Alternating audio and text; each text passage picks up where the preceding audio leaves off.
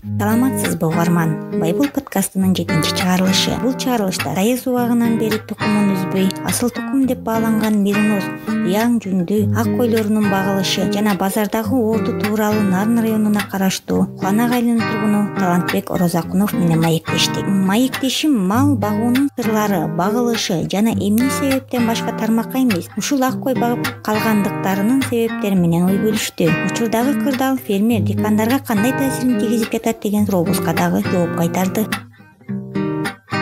Нарын району тоолуу район болуп, мал менен гана күн өткөрүп келишет. Анан сиз ушу кайсы багытта малды карайсыз, багасыз? Ошо сайыз убагынан бери калган койлорду багабыз. Жүн багытын, жин эт багытында аукат кылып келебиз. Көбөйтүп жүнүн сатып дегендей кыркып, аны менен эт багытында койду атпайсызбы? Ушуга кандай талаптар менен багылат? Кадимкидей эле койлордой багылабы же өзгөчө кичине өзүнчө кароо керекпи? Кароосу ошо өзүнүн маалында дарылап, өз маалында жайытта кетирип, ошонун немеси менен да ирети менен эле бакса эле жакшы болот. Мисалы, чөл убагында жылуу жерге багыш керек. Күн жылууда туутурабыз. Апрелдин 10-унан баштап майдын 10-15-ине чейин бир айда туутат. Жылуу жерге кармалат козулары, бир жума 10 күнгө чейин. Андан кийин эне менен кетет. Булар аябай назик болот да. Териси жука, козу кезинде. Анан жүнү жок болот да так. Ошон үчүн жакшы жылуу кармап багыш керек. Андан да бир жума 10 күндө эле коз таңыйт, андан кийин энесине чыгып кетет жайытка. Кой деп атпайсызбы? Анан ушу кочкорлордун кандай кошосуз? Жок, биз кочкорлорду сатылабыз эки жактан. Көлдөн, таластан, үйдөн дегендей. 2 жылда бир алмаштырып турабыз. Быйыл дагы сатып ошо кочкорлорду сатып, кочкордун өзүнөн алып келдик. Борук кочкорлордон. Ошо 2 жылда бирден алмаштырып турабыз. Алмаштыруу себеби эмнеде? Алмаштыруу себеби биринчиден кан алмашып турат, козулары чоң болот. Анан жүн эт багытындагы жаңыртырабыз да. Анда жакшы козулар түшөт. Кочкорлор да чоң болот. Жылуу жактыкка ошол жактан алып келебиз көрүнчүсү. Сиз өзүңүз эле багасызбы же кандай чабанга бактырасызбы? Бул учурунда эле колго алам. 1 ай, 1,5 айга чейин, 2 айга чейин багам. Андан кийин кайра жалданмага койчуга өткөзүп берем. Күзгө чейин багып келет. Күзүндө белдик жеткенде ошо ноябрдын 10-унда, ноябрдын башында кочкор кошобуз. Кайра эле кыштоого кетиребиз. Кыштоодо 4 ай кыштоодо болот, баш өрөөнүндө. Айыз убагында бизге кыштоо тийген, ошо кыштоого барып азыркы учурга чейин кыштап келебиз ошол жактан.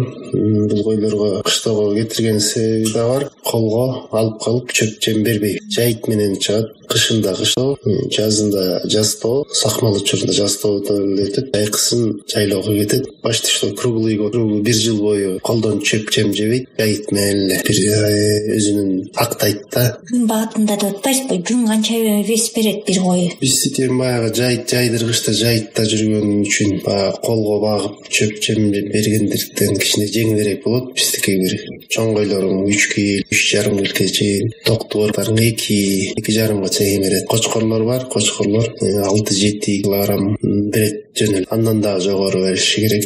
Бара чоңойгондо берет. Кочкорду багуу этаптары, жолдору кандай болот? Кочкорчу чыгат, кошун айылдарда учкунда күнгө алып барып кошуп беребиз. Ушу майдын 20-ларында, октябрга чейин багып келип берет. Октябрда алабыз колго. Андан кийин байлоого кийребиз. Ноябрга чейин 1 ай. Ошондо ноябрда кошобуз. 1 ай кошобуз, кайра эле колго алып келип декабрда байлоого киребиз. Ошол боюнча 2 жылга чейин байлоодо турат. Жалданма чабан деп атпайсызбы? Ушу жалданма чабандарды тандап аласызбы же кандай? Же чабандар өздөрү келеби? Чабан дагы өзүбүз тандап алабыз. Кээ бир чабандар бар, койдун башын санап эле эптеп күн өткөзүп акча алыш керек. Кээ бир жакшы чабандар бар, койду семиз кармашат, толук кармашат, түгөл кармашат. Семиз малың жакшы дагы жүн берет, жакшы дагы төл берет. Сатсаң дагы жакшы баа болот. Өзүбүз жесек дагы жакшы семиз болот, берекелүү болот дегендей. Багытында да атпайсызбы? Анан бир кой канча эт бериши керек?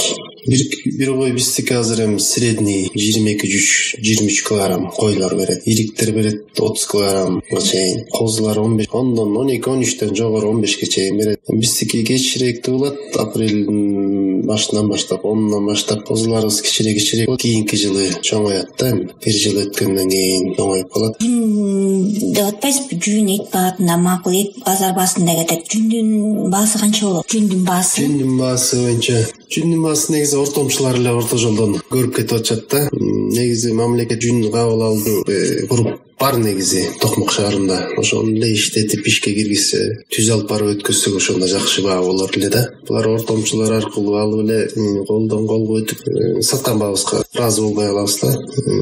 Ошол жери бар. Мамлекет мал чарбачылыгын колдоп истейт. Колдобосо эле ушул жүнүбүз менен этибизди жакшы баада өткөзүп берсе колдогон ушул эле. Андай жок. Ортомчулар аркылуу кетип калат. Жүнүбүз арзан кетип калат. Эсеп менен жылын канча сом менен кетет? Жылда 100 сом, 150 сом, 170 сомго чейин чыгып жүрөт. Ошол деле бир 150, 160, 170 тегерегинде болсо атайт эле да. 100 сом деле жаман эмес, ошол деле бирок кичине эмерек болуп калат да. Арзаныраак. Ортомчулар ушинтип эле пайда көрүп атат. Жүндү атпайсызбы? Анан ушул жүндөн кандай продукциялар чыгат? Ак койдун жүнүнөн. Бул негизи кийим токушат, көбүнчөсү кездеме токушат. Бул экспортко кетет көбүнчөсү. Бизден алып эле, бизде иштеткендер аз эле Кыргызстанда. Экспортко жөнөтүшөт, Кытайга жөнөтүшөт. Калп жасагандар, кийиз жасагандар, боз үйдүн кийизин жасагандар алып асас иштетишет, башкасы экспортко Кытайга кетет. Могу сиз ак койду атпайсызбы? Ал эми кара койдун жүнү кандай болот? Кара койдун жүнү ал иштеткени бизде эмелер жок. Асас эле майда чүйдө эле иштетип эметишет. Алардыкы 15 сомдон, 10 сомдон, эң жакшысы 20 сом, 25 сомго чейин эле чыгат. Андан башка актабайт деле, албайт деле. Кээде 7-8 сом деп албай коюшат. Кара койдун кыркылышы да кыйын. Аябай эттенгенден кийин анан кыркып эметпесе ал бияктан кыркалбайт азыр. Ак койлор кандай кыркылат? Булар жана өзүнүн машинкасы бар. Машинка менен кырктырам. Жакшы кыркышат, аябай кеспей, таза, аябай жакшы кыркып беришет. Кыркынчылар бар.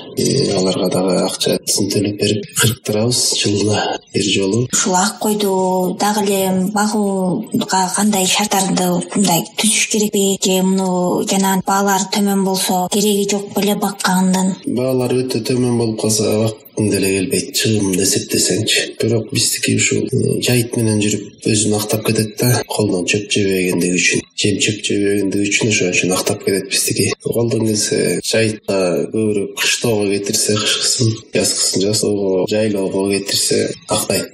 Актатканда ошо койчудан зависит этет. Жакшы этти багып келсе. Сиз жана козуларды 10 күн, 15 күн колго кармайм деп атпайсызбы? Кармаш керек деп жана кандай мисалы жаңы туулгандан баштап? Бул жерден эми козуну ошо жылуу жерге эле кармаш керек. Кургак жылуу жерге. Колдон келсе энесинен ажыратпаш керек.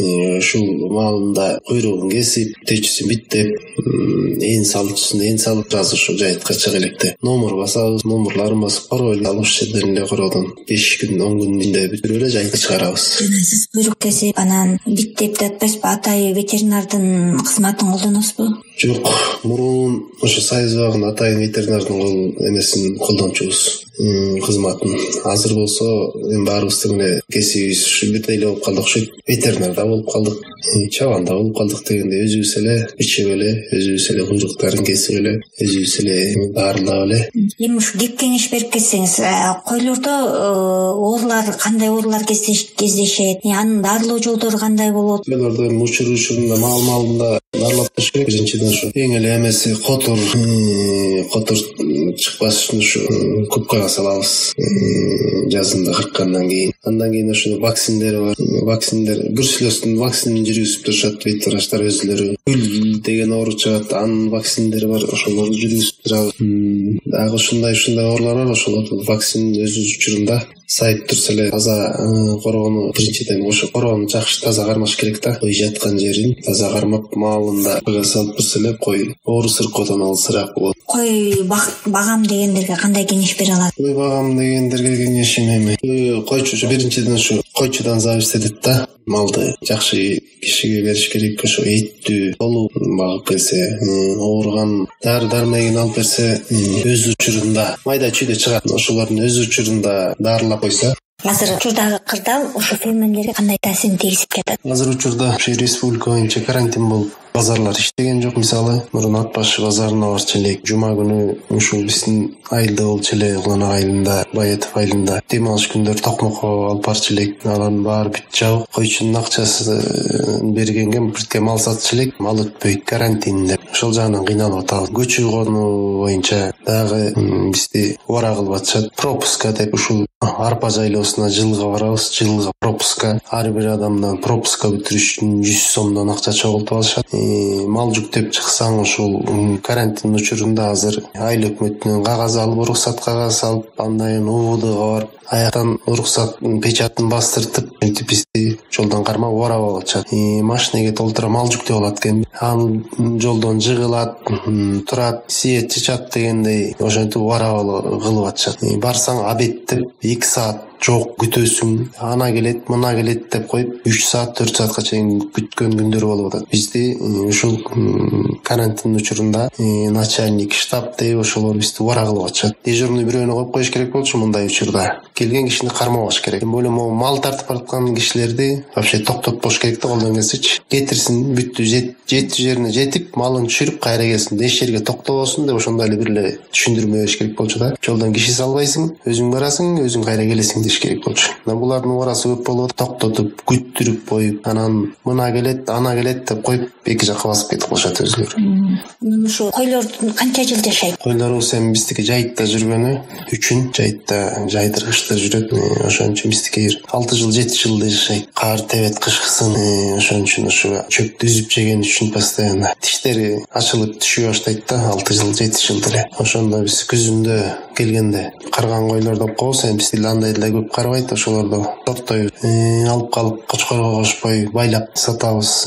Чабырларын алып калабыз. Аксак, текскек деген болот, ошолорду алып калып штатта байлап, ошолорду өзүбүз керектейбиз күнүмдүк жашообузга. Азыр учурда койдун баасы канча болуп атат? Азыркы учурда эми 5000, 6000 тегерек эле да. Өзү кой азыр темиз кой ушундай болот. 5000, 6000. Карантин болбосо канча болду эле? Карантин болбосо деле азыркы семиз койлор өткөн мындан 1 ай мурун, 1,5 ай мурун жакшы эле болгон. 9000, 10000ден жакшы семиз байланган койлор. Ошондой болду эле. Кочкорлор 12000, 13000ден кетти. Азыр карантин малында азыр кыймыл деле жок. Эт алган, эт саткан кишилер деле жок. Ишара майда чүйдө болуп атат. Мындай базар деген жок. Баягыдай стабильный баа. Могу малдын терисин эмне аласыздар? Малдын терисин мурун, мындан бир 2 жыл мурун, 3 жыл мурун жакшы эле алышчы заготовщиктер бар болчу, ошо атайын тери алышчу терилер жакшы баа менен кетчү. Арзан дегенде 100 сом, 120 сом, жакшы дегенде 300, 350, 400 сомго чейин өткөзчүбүз. Жогорку кеңештин депутаттары териге Кытай экспортко Кытайга кетчи. Кытайга пошлина, таможенный пошлина кирип салган. Кытайлар тери албай алган бизден. Азыр теринин баары мусордо жатат, көчөлөрдө жатат,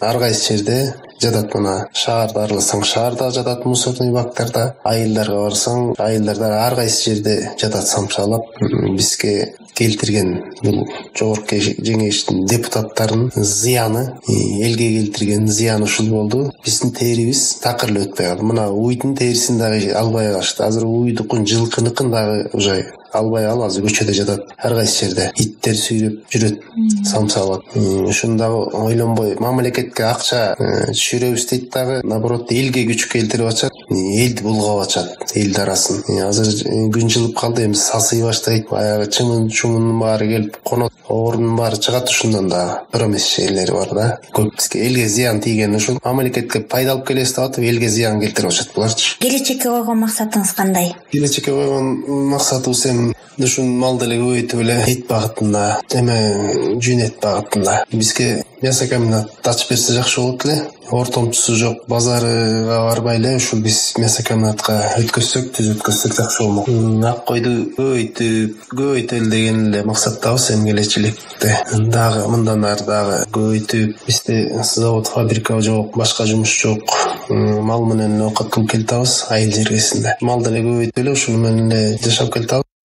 Бул подкаст Soros Кыргызстан фондунун колдоосу менен даярдалган. Айтылган ой-пикирлер Soros Кыргызстан фондунун көз карашын билдирбейт. Подкасттын автору Айзат Түмөнбаева, Куланак жамааттык мультимедиа борборунун жетекчиси. Soros Кыргызстан фонду каржылаган подкастты кантип даярдоо керек аталыштагы тренингден билим алган соң, Байбол аталыштагы подкастты даярдоо үчүн Soros Кыргызстан фондунан колдоо алган. Подкасттар жумасына бир жолу чыгарылып турат. Куланак жамааттык мультимедиа борборунун жетекчиси Айзат Түмөнбаева даярдайт. Ар бир чыгарылышта ар башка өнөр ээлеринин эмгектери менен тааныштырат.